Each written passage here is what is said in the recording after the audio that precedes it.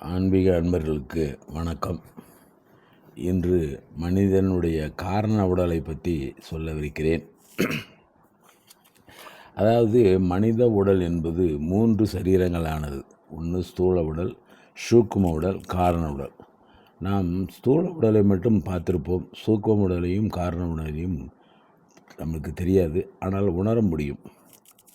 ஸ்தூல உடம்பு என்பது ஞானேந்திரியம் 5. ஞானேந்திரியம் 5 என்பது கண், காது, மூக்கு, நாக்கு, மெய். ஞானேந்திரியம் 5.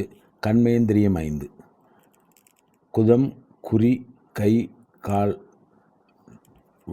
வாய் 5. பஞ்சபூதங்கள் 5.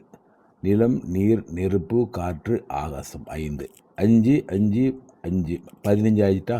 இதான் தூள உடம்பு. அதாவது ஞானேந்திரியம் 5, கண்மேந்திரியம் 5, பஞ்சபூதங்கள் 5. ஆக 15 சேர்ந்தது ஸ்தூல உடல். சூக்ம உடல் மனம், புத்தி, அகங்காரம், தன்மாத்திரை 5. தன்மாத்திரை 5ங்கிறது ஒளி, சுவை, மனம், நாற்றம் 5. அது ஒரு மனம், புத்தி, அகங்காரம் 3, 5 3 8. ஆக சூக்ம உடல் 8. காரண உடல் அந்த அகங்காரத்தில் உள்ள சித்தம்ங்கிற ஒன்று மட்டும் 1. அப்புறம் வித்யா தத்துவம் 7 ஆயிரும். அந்த 7 சேர்ந்து 8. மொத்தம்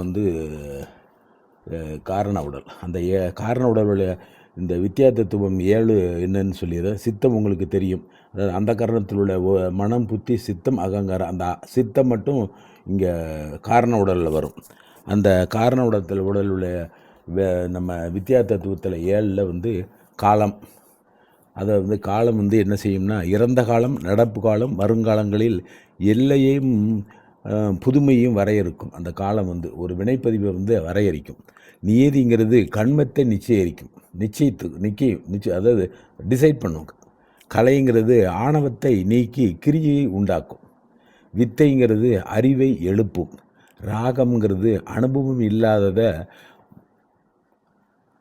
ஆசையை உண்டாக்கும். அனுபவம் இல்லாத ஆசையை உண்டாக்குறது. புருடன் வினை போகங்களை அழுத்தம் கொடுக்கும். மாயைங்கிறது மயக்கம் கொடுக்கும். இதுதான் 7ங்கிறது. அதாவது காலம், நியதி, கலை, வித்தை, ராகம், புருடன், மாயை ஆகிய 7. மொத்தம் 7.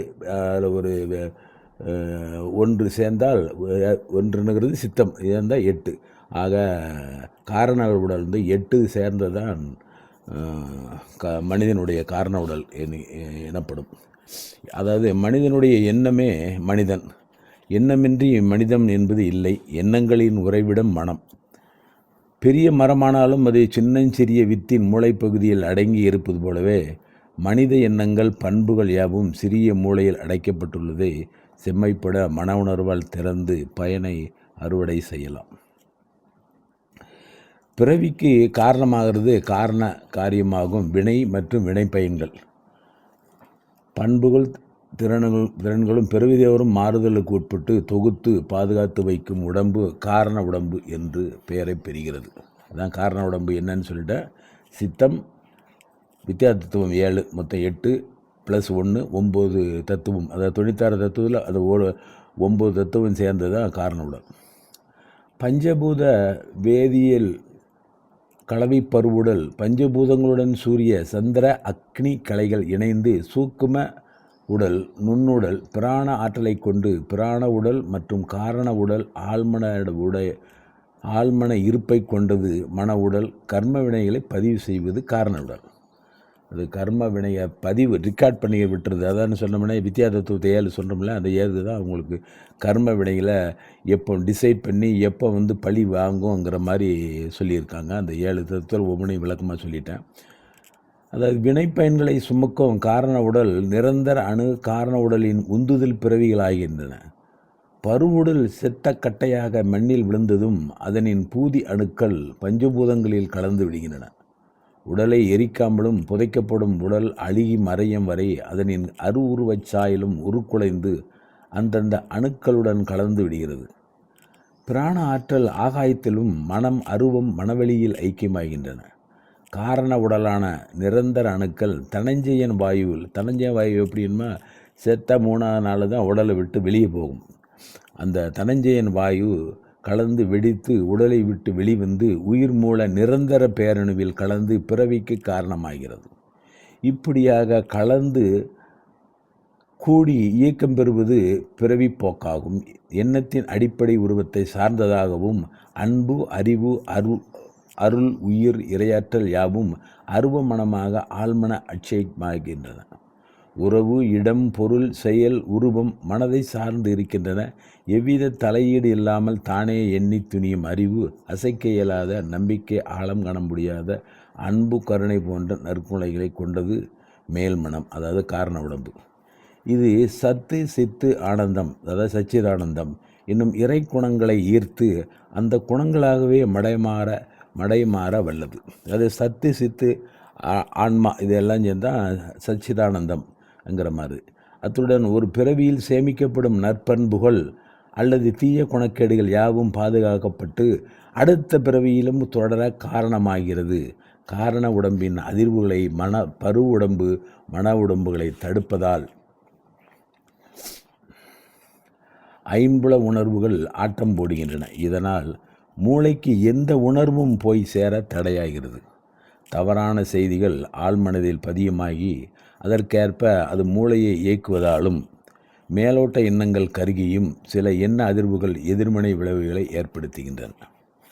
காரண சித்தம் காரணமாவதால் மனதின் சூக்குமங்கள் அதன் போக்கில் விட்டு ஆராய்ந்து வாசியோகத்தால் சுவாசத்தை பந்தனம் வாயிலாக மனதை சுவாசத்தில் லயப்படச் செய்து ஆழ்மன ஆற்றலை கொண்டு காரண உடலை வசுப்படுத்தி பருவுடலின் சாயலான நுண்ணுடலில் சேர்ந்து நற்பண்புகளுடன் இறை குணங்களுடன் உணர்ச்சியுடன் வடிவாக மேலான அறிவாக பிரபஞ்சமெங்கும் சென்று வரக்கூடிய வாகனமாக உயிர் உடம்பாக நுண்ணுடலை வளர்த்து சிறுமை பெறச் செய்து பருவுடல் நீத்ததும் நுண்ணுடல் உணர்வுடன் வாழ வகை கண்டது. சித்தர்களின் சாகாக்கலையில் அது உன்னதமான ஒரு அறிவின் இதாகும். அதாவது இதையே நம்ம வள்ளுவர் பெருமானும் சொல்கிறாரு. அவா என்ப எல்லா உயிர்க்கும் எஞ்ஞான்றும் தவா அப்பிறப்பினும் வித்து என்கிறார் திருக்குறள். ஒவ்வொருவருக்கும் ஏதேனும் ஒரு வகையில் தன்னை வெளிப்படுத்தி கொள்ள ஆசை இருக்கத்தான் செய்யும். பிறருடைய தொடர்பால் வாழ்வுணர்வும் இதனால் மகிழ்ச்சி நிறைவு வருவதும் தொடரவே செய்கிறது. முந்தைய பிறவியில் நிறைவேறாத ஆசைகள் விருப்பங்கள் பிறப்பின் வித்தாகிறது. தாயுமான பெருமான் ஆசைக்கோர் அளவில்லை என்று குறிப்பிடுகிறார். தில்லை கூத்தனின் திருவடி மேல் ஆசை கொண்டார் அப்பர். மனித பிறவியும் வேண்டுவதே இம்மாநிலத்தை இறை திருவடி பேறு கிடைக்க தேவாரம் பாடினார். உலகப் பொருள் மீது கொண்ட ஆசை தாழ்ந்ததனாலும் சரி, பரம்பொருளின் மீது பற்று வைக்கும் அவா உயர்ந்த ஆசையினாலும் ஆசைதான்.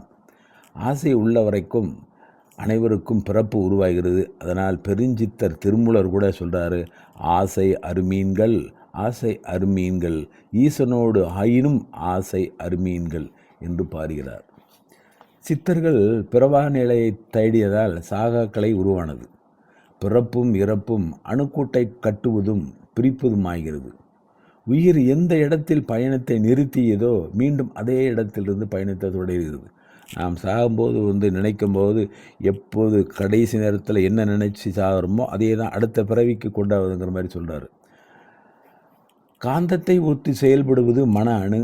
மனவெளியில் பொருளில் தன் குணத்தோடு ஒத்த மன இயல்புகளை வெளிப்படுத்துவதற்கு ஏற்ற தன்னுடையதை தன்பால் ஈர்த்து கொள்கிறது.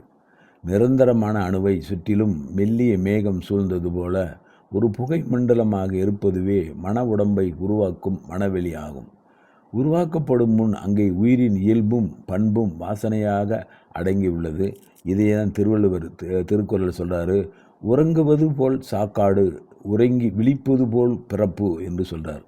அதாவது இறப்பு என்பது நீண்ட உறக்கம் போன்றது. அந்த நீண்ட உறக்கத்தை ஆசைகளுக்கு உந்துதலுக்கு உட்படும் காரண உடல் மனவெளியில் பறந்துள்ள உயிரின் இயல்பு பண்பு வாசனைகளை ஈர்த்து உறக்கத்திலிருந்து விழிப்பு ஏற்பட்டு விழுவது போல விழிப்பை பெறுவது பிறத்தல் ஆகும் அப்படிங்கிறார். உயிர் வாழும் இடம் பூமிக்கு மேல் மனவெளி, அதற்கு மேல் அறிவு வெளி, அதனுக்கு மேலாக உயிர்வெளி, உயிர்வெளி மேலே அடுக்கு நுண்வெளி, அதனுக்கு மேலே இருப்பது ஆதிவெளி, அனைத்தும் சேர்ந்தது வெட்டவெளி, அதாவது ஆகாயம். எந்த ஒரு பொருளுக்கும் ஒரு மூலம் இருக்கிறது. உயிரினத்திற்கும் ஒரு பூமிக்கும் ஒரு மூலம் உண்டு. மூலங்களுக்கெல்லாம் இருக்கும் மூலத்தை சதாசிவம் என்று பெயர் சூட்டினர் சித்தர்கள். இதனை திருமூலர் நந்தி அருளாலே மூலனை நாடி பின் சதாசிவன் ஆயினேன் என்கிறார். அந்த மாயினான் வெந்த வெண்பொடி பொய்சிய வேதியான் என்கிறார் திருஞான சம்பந்தர். மாணிக்கவாசர் ஆதியும் அந்தமும் இல்லா அருட்பெருஞ்சோதி என்கிறார். இத்துடன் இன்றைய பத்தியை முடித்துக் கொள்கிறேன். நன்றி, வணக்கம். நாளை தொடரலாம்.